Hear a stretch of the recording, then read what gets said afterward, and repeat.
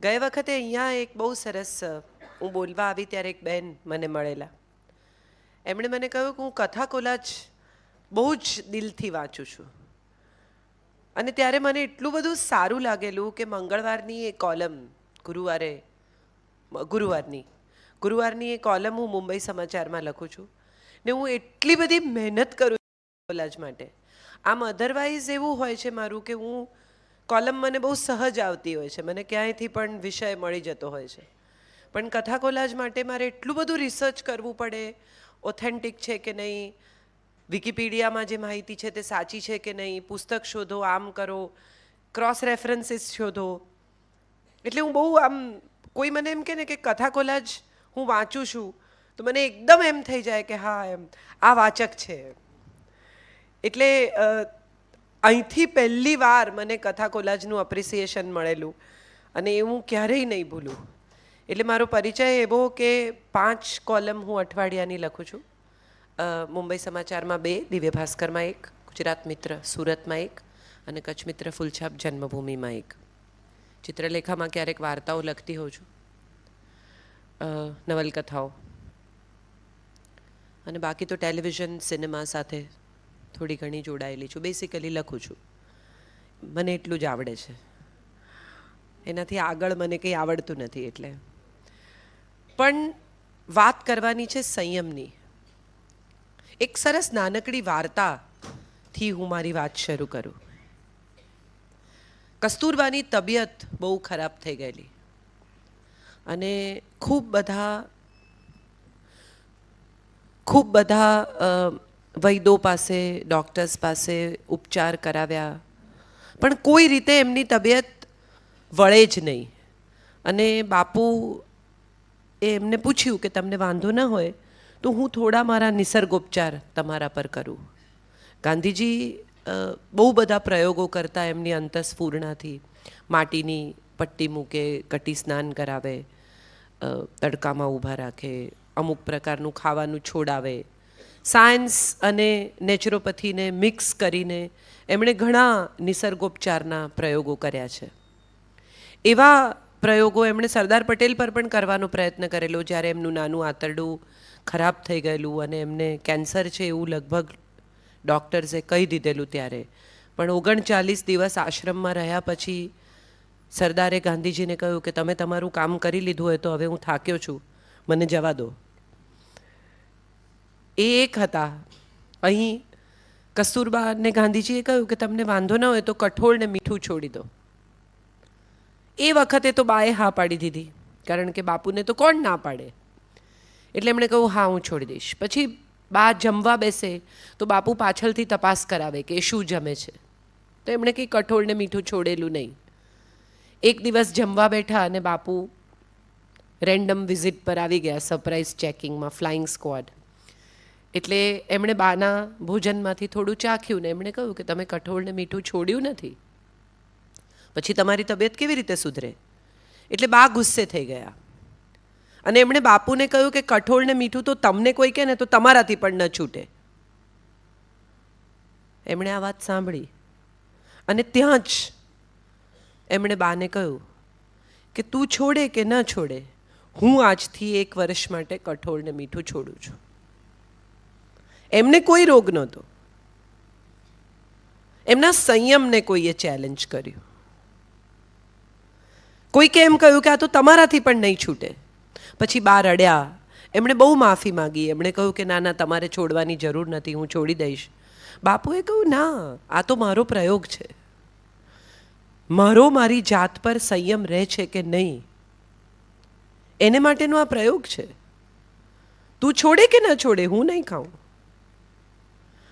હું એવું સમજી છું સમય સાથે કે સંયમ રાખવા માટે ગાંધી થવાની જરૂર નથી. ગાંધી ભલે સંયમ રાખે, પણ આપણે બધા સામાન્ય રીતે દુનિયામાં બીજા લોકો પર કંટ્રોલ કરવા માટે કેટલા ગાંગા થઈ જઈએ છીએ. સાવ નાનકડું 4 વર્ષનું બાળક હોય ને એને પણ મમ્મી ચડ્ડી પહેરાવતી હોય કે જમાડતી હોય કે નવડાવતી હોય, અને જો એ કયામાં ના રહે ને તો એને પડે. આપણો સાદો રસ્તો એ છે કે સામેના માણસને કંટ્રોલ કેવી રીતે કરવો, તો કે પાવરથી. પાવર શું? તો કે ભય. આ દુનિયાનો સૌથી મોટો પાવર કયો છે? ભય. આહાર, નિદ્રા, ભય ને મૈથુન આ દુનિયાના દરેક માણસ, દરેક પ્રાણી, દરેક જીવ માટે નેચરલ પ્રવૃત્તિ છે. કૂતરાને પણ જો મારવામાં આવે તો એ કયું કરતો થઈ જાય. એને ડોગ ટ્રેનર જ્યારે એને ટ્રેન કરે ત્યારે કાં તો આહાર આપે ને કાં તો ભય બતાવે. સર્કસમાં પ્રાણીને ટ્રેન કરે તો શું કરે? ખાવા આપે ને ભય બતાવે. પોલીસમાં ટોર્ચર કરે તો શું કરે? ઊંઘવા ના દે દિવસોના દિવસો સુધી, ખાવા ના આપે, એને ડર બતાવે અને આરોપી મોઢું ખોલી નાખે. આ ભયથી કંટ્રોલ કરવાની આપણી આખી એ પ્રવૃત્તિ. તમે વિચારી જોજો, નાનકડું બાળક હોય 2-3 વર્ષનું અને કંઈ જીદ કરતું હોય, રડતું હોય, આપણા કયામાં ન હોય, આપણું ન માનતું હોય, તો સૌથી પહેલો આ આખા પ્રવૃત્તિમાં આપણું જે રિએક્શન હોય એ એને મારવાનું અથવા ધમકાવવાનું હોય. કદાચ બહુ જોરથી ન મારે તો બી એક હળવી થપાટ તો મારી જ દે. અને એ ભયથી કંટ્રોલ કરવાની આપણી પ્રવૃત્તિ એ ઉંમરથી શરૂ થાય છે, જે ઉંમરે એને ભયની સમજ પણ નથી. ભયની સમજ નથી એવું કેમ કહું છું કે આગ એ ત્યારે સમજાય છે જ્યારે આપણને દજાય. નાનકડા બાળકને તમે 6-7 મહિનાનું બાળક હોય એ જ્યોત પકડવાનો પ્રયત્ન કરે.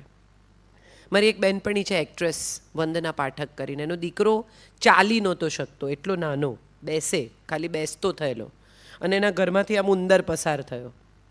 એટલે એટલો બધો નજીક હતો કે બાળકે આમ પકડી લીધો એને, અને અમે બધા ચીસો પાડીએ, મૂકી દે મૂકી દે, કારણ કે અમને ડર લાગે છે, એને તો કંઈ ડર લાગતો જ નથી. એણે તો આમ જોયો એકદમ નજીક લઈને કે આ કઈ જાતનું પ્રાણી છે. પેલા એ અંદર આમ કર્યું હશે ને એને અંદર કંઈક ફીલ થયું હશે એટલે એણે છોડી દીધો. એને ભયની સમજ જ નથી. ભય તો આપણને છે જેને સમજ છે, જેને અનુભવ છે. ભય ક્યાંથી આવે છે? અનુભવમાંથી. ભયના અનુભવમાંથી ભય આવે છે. જેને આગને જે અડ્યા જ નથી એને ક્યાં ખબર છે કે આ આગ છે? જેણે પૂર જોયું જ નથી એને ક્યાં ખબર છે કે પાણી કેટલું નુકસાન કરી શકે? જેણે ઊંચાઈ જોઈ જ નથી એને ક્યાં ખબર છે કે ઊંચાઈ પરથી પડી જાવ તો આવું થાય? સો કંટ્રોલના જે રસ્તા છે આપણી પાસે એ ભયનો છે. પાવર એ આપણે આ રમતમાં વાપરીએ છીએ.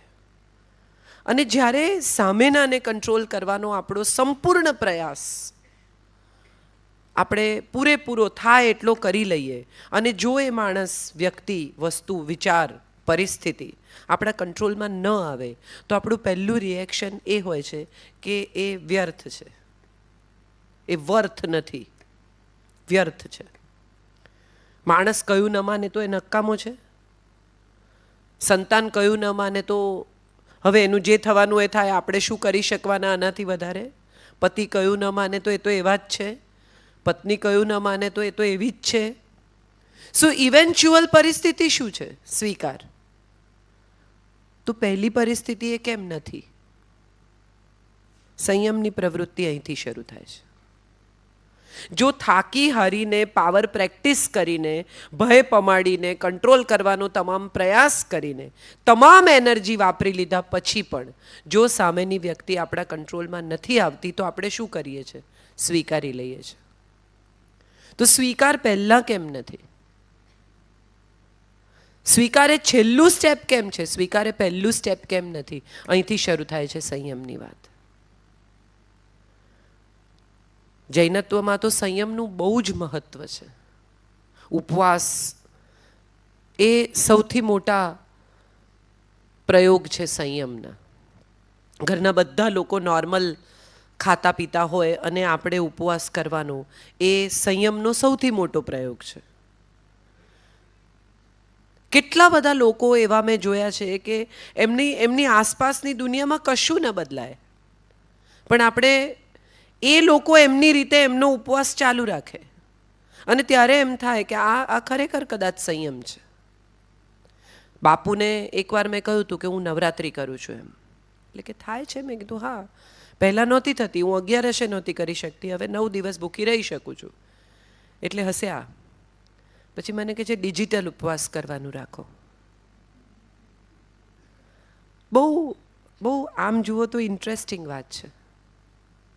આ ડિજિટલ ઉપવાસ છે ને એ આજના જમાનાનો સૌથી મોટો સંયમ છે.